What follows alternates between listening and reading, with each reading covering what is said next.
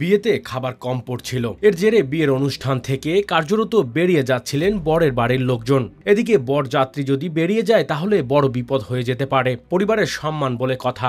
এমন পরিস্থিতিতে কনের পরিবারের লোকজন পুলিশকে খবর দেয়। পরে পুলিশ এসে বরের বাড়ির লোকজনকে থানায় নিয়ে যান। সেখানেই পরে বিয়ের আয়োজন সম্পূর্ণ হয়। এমন ঘটনা ঘটেছে ভারতের গুজরাটে সুরাটে।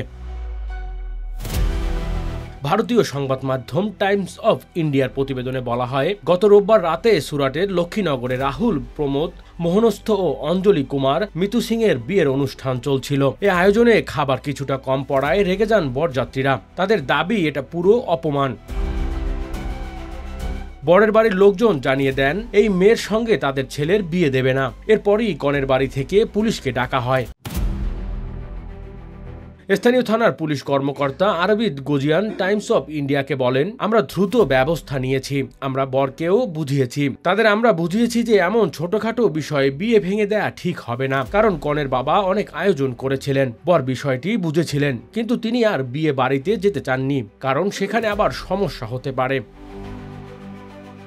পুলিশের এই কর্মকর্তা বলেন, এরপর বর কনের সম্মতিতে থানাতেই মালাবদল হয়। বিদায়ী পর্ব হয়েছে থানাতেই। Desk report, Metro TV.